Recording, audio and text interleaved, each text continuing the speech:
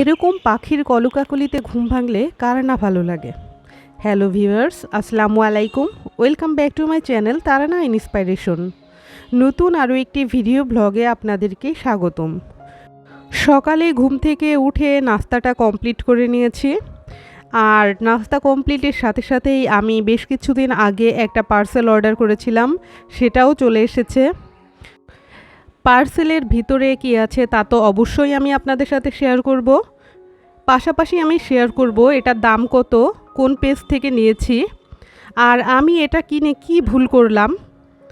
প্যাকেজিংটা যেভাবে করেছিল সেটা ছিল এক কথায় অসাধারণ।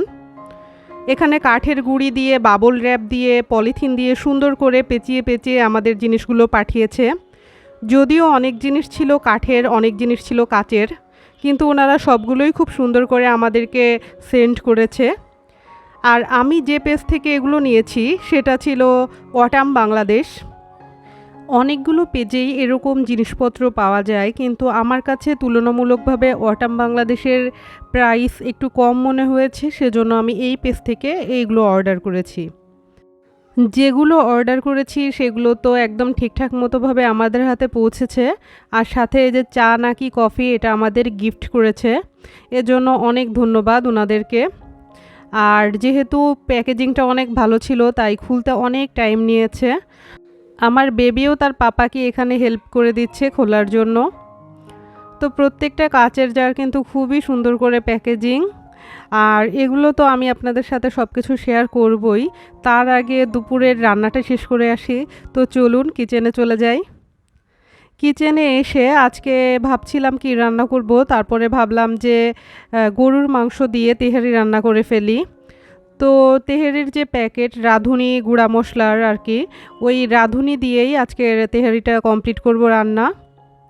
আর আমি প্যাকেটের মশলা দিয়ে রান্না করলে দেখি যে বেশ ভালোই লাগে। তো সেই হিসাবে আমি সব মশলা টশলা নিয়ে আমি এখানে রান্না বসিয়ে দিব।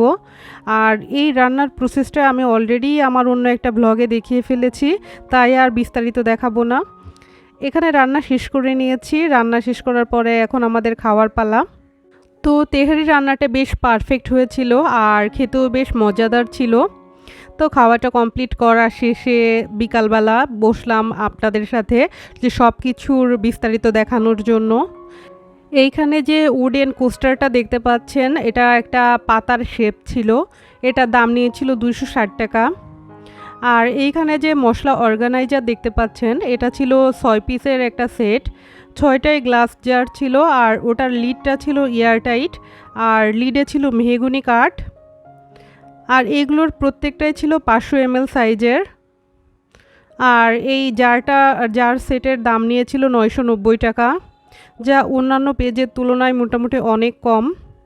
আর এইখানে যে স্টুলগুলো দেখতে পাচ্ছেন, এগুলো একটা সিঙ্গেল নিতে চেয়েছিলাম, কিন্তু ওনারা বলল যে দুইটা একসাথে নিতে হবে, একটা 8 ইঞ্চি আর একটা 6 ইঞ্চি। যেটা 8 ইঞ্চির প্লান্ট টুল সেটার দাম নিয়েছিল 340 টাকা, আর যেটা ছোট সেটার দাম নিয়েছিল 240 টাকা। এটা ছিল 6 ইঞ্চি সাইজের।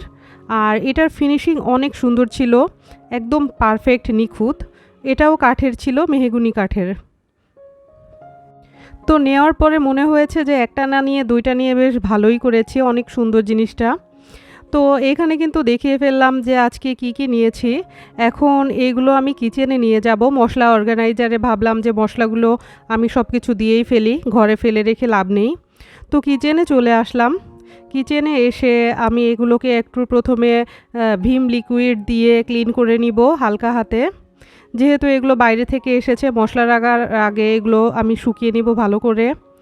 আর এর ফাঁকে যে কথাটা বললেই নয় যে এই মশলা অর্গানাইজারটা কিন্তু অনেক সুন্দর, দামও মোটামুটি কম, কিন্তু আমি একটা ভুল করে ফেলেছি, এটা আমারই ভুল বলা চলে। তো আমি যে ভুলটা করেছি আমি চাই না আপনারা কেউ সেম ভুলটা করেন, সেজন্যই আপনাদের সাথে শেয়ার করা মূলত। এখানে হচ্ছে যে মশলা জারটা নিয়েছি ওইটার নিচে অন্য পেজগুলোতে দেখেছি 4টা স্ট্যান্ড থাকে, অর্থাৎ পানি অথবা ময়লার উপর ডিরেক্ট ওটা পড়ে না, কিন্তু আমার এটার নিচে কোনো রকমের কোনো স্ট্যান্ড নেই, একদম ডিরেক্ট, একদম মানে ফ্লোরের সাথে লেগে থাকার মতো। কিন্তু যদি একটু মানে চারিকোণায় একটু উঁচু থাকতো তাহলে আমার জিনিসটা অনেক ভালো থাকতো হয়তো। কারণ আমি যখন রান্না করতে যাচ্ছি তখন আমি অনেক প্রবলেম ফেস করছি। একটু পানি থাকলে সেখানে আমি ডিরেক্ট ওটা রাখতে পারছি না। নিচে কোনো কিছু রেখে তারপরে আমাকে ওটা রাখা লাগছে। তো এটা একটা আমার খুবই ভুল হয়েছে বলে আমি এখন মনে করছি। নিজেকে আসলে দোষ দিয়ে লাভ নেই। কারণ যখন নিয়েছি তখন আমার মনে হয়েছে যে আমি জিতেছি, আমি ভালোই করেছি। কিন্তু এখন তো মনে হচ্ছে যে না, আমি আসলে যতটা ভালো ভাবছি ততটা না। তো ওইখানে আমার চিন্তাভাবনা আছে পরবর্তীতে হট গ্লু গান দিয়ে হয়তো একটু উঁচু করে নিব, চারপাশে 4টা বিট দিয়ে। অবশ্যই উডেন অথবা উডের কোনো কিছু দিয়ে ওটা একটু স্ট্যান্ড মতো উঁচু করে নিব। আমি যে অংশটার কথা বলছি আপনারা হয়তো বুঝতে পারছেন ঠিকঠাক করে। খাটের যেরকম পায়া থাকে আমি ওই মশলা অর্গানাইজার এরকম পায়া লাগাবো 4 কোণায় 4টা। তাহলে হয়তো আমার জিনিসটা আরও অনেক টেকসই হবে। আর আপনাদের সাথে কথা বলার ফাঁকে এখানে কিন্তু আমি মশলা এখানে অর্গানাইজ করে নিয়েছি। আর জিনিসটা খুব সুন্দর, আমার খুব উপকার হয়েছে জিনিসটা কিনে। একসাথে আমি সব কিছুই একই জায়গায় পেয়ে যাচ্ছি, তো আমার রান্না করতে অনেক ইজি হয়েছে। বিকালে ডাক্তারের অ্যাপয়েন্টমেন্ট ছিল। এখন যে ভাইরাস জ্বরগুলো হচ্ছে, আমার ফ্যামিলি মেম্বারের এরকম জ্বরের সম্মুখীন হয়েছি। তো ওইখান থেকে বের হয়ে একটু একটা মিষ্টির দোকানে আসলাম। এখানে এসে সব কিছুই পছন্দ হয়েছে। এখানে থেকে একটু মিষ্টি নিলাম অল্প আমার বেবির জন্য। আর আমরা এখানে একটা পাটিসাপটা পিঠা ছিল, অনেক ভালো লাগছিল দেখে। ওটা আমরা দুজনে খেয়ে নিচ্ছি। ডাক্তার দেখাতে আর বেবিকে সাথে নিয়ে আসিনি। আমার চ্যানেলে যারা নতুন তাদের কাছে রিকোয়েস্ট থাকবে সাবস্ক্রাইব করে আমার পাশে থাকার, যা আমি বরাবরই আপনাদের সাথে বলে থাকি। আর যারা অলরেডি সাবস্ক্রাইব করা আছে অথবা যারা সাবস্ক্রাইব করা নেই, সকলের কাছেই রিকোয়েস্ট থাকবে আমার ভিডিওটা লাইক কমেন্ট শেয়ার করার।